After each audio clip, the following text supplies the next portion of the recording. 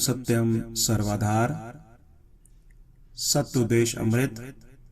विषय मानसिक शांति के लिए प्रेरणा। अध्याय संख्या 102। पुस्तक जीवन गाथा भाग 1। सदगुरुदेव जी ने फरमाया है, पैदाइश से ही जीव अपनी अपनी याचना लेकर विचर रहा है। इस संसार की लीला अजब है,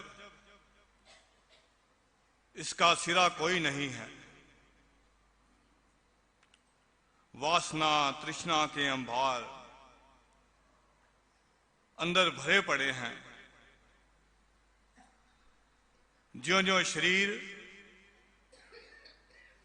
बुलंदी की तरफ जाता है, यह बढ़ते जाते हैं। आखिर जीव दुनिया छोड़कर चला जाता है, लेकिन प्यासा ही जाता है, क्योंकि वासना खत्म नहीं होती। यह सृष्टि का असली रूप है। जीव को पता ही नहीं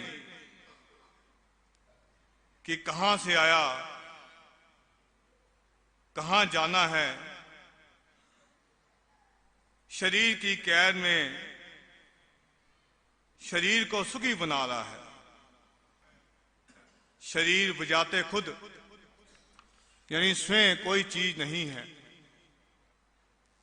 यह दूसरी ताकत के सहारे खड़ा है। इसलिए इसके सब यत्न प्रयत्न गलत हैं। महापुरुषों ने इस जीवन पर गौर करके विचार किया कि जीव तृष्णा के वश होकर जल रहा है। जितना यत्न प्रयत्न संसार में करता है, तृष्णा बढ़ती जाती है और शरीर घटता जाता है। आखिर अशांत ही इस दुनिया से जाता है। चक्रवर्ती राजे भी लाचार हैं, भिखारी भी लाचार है, परिवारी भी तंग है, बूढ़े आदमी हाय हाय कर रहे हैं, जवान उनसे ज्यादा दुखी हैं और शोर मचा रहे हैं। बच्चे अनियुक्त हालत में को धारण करके रो रहे हैं। तसल्ली किसी को भी नहीं है। जीव शरीर की ममता में फंसा हुआ शरीर की कायमे के तरीके सोच रहा है और खुश हो रहा है। मगर जब जानता है कि शरीर खत्म हो जाएगा और बाकी कुछ नहीं रहेगा, उस वक्त सोचता है कि क्या हालत होगी। तमोगुणी बुद्धि वाले के लक्षण यह हैं, वह हर वक्त स्वार्थ की खातिर तदबीरें, वह तजवीजें सोचता है। तृष्णा उसके हृदय को सख्त चलाती है। जब हृदय में सख्त तकलीफ होती है और जब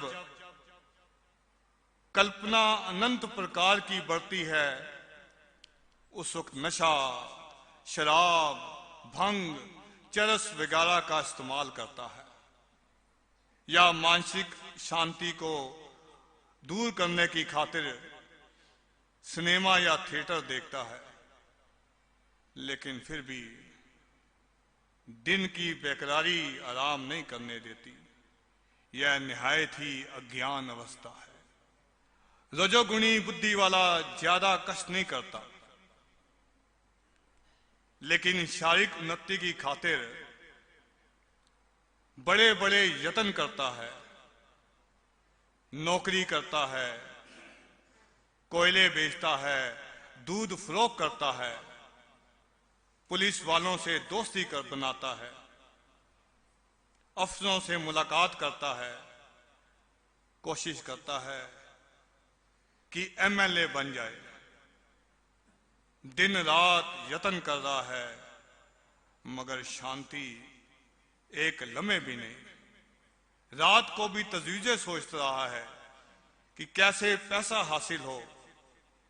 यह अति कृपण हालत है। हर वक्त जलता रहता है। धन वगैरह बहुत इकट्ठा किया, खजाने का मालिक बन गया, लेकिन दिल को तसल्ली नहीं।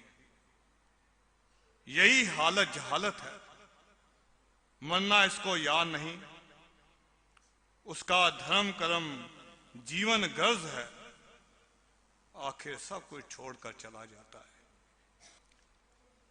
सतोगुणी बुद्धि वाला पुरुष इससे ऊपर सोचता है कि जैसे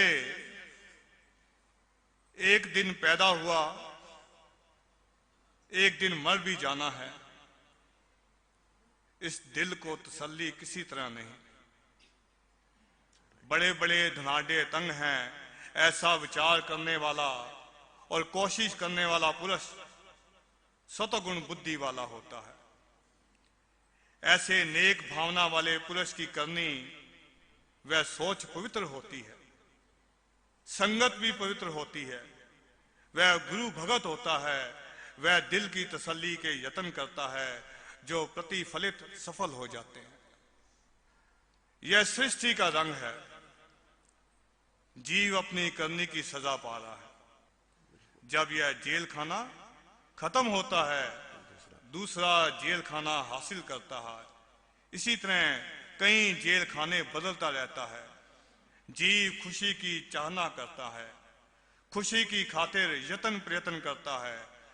सत्पुरुषों ने खोज की कि क्या खुशी धन दौलत में है, परिवार में है, क्या करोड़पति खुश है। जब तहकीकात की तो पता लगा कि जीव खुशी की उम्मीदें बांध रहा है। उम्मीद करता है कि फलां बात करूं खुशी मिल जाएगी, मगर दुनियावी पदार्थों में खुशी नहीं मिलती। संसार में सही खुशी को समझने वालों ने बताया कि दुनियावी पदार्थों में खुशी नहीं मिलती। शरीर की जो प्रकाशक शक्ति है, जब तक बुद्धि उसको ना पहचाने तब तक उसको असली खुशी हासिल नहीं हो सकती। मनुष्य जन्म में इसका समझना दुर्लभ माना गया है। सब प्रकाशक शक्ति आनंद स्वरूप है। महापुरुषों ने बार बार कहा है कि शरीर में आकर भक्ति सेवा वगैरह द्वारा परमार्थ सिद्ध करने की कोशिश कर कोई खुशनसीब ही मानसिक शांति का यत्न करता है। आखिर फैसला यह है कि मानुष जिंदगी का मिशन सुख है। यह ईश्वर आराधना के बगैर नहीं मिल सकता। मौत जैसा शत्रु नहीं, मौत जैसा इम्तिहान नहीं, मौत जैसे संसार की तब्दीली के वाकयात नहीं। मौत के इम्तिहान में सब फेल हो गए, मगर सोचा नहीं। शरीर ही अपना नहीं और कौन सी चीज अपनी बनाओगे। दुनिया का इम्तिहान पास करना है जो बड़ा मुश्किल है। शांति ईश्वर के स्वरूप को समझने में, इसकी प्राप्ति के लिए यत्न करो। जब उसे अनुभव कर लोगे, शांति हो जाएगी। ओम ब्रह्म सत्यम सर्वम।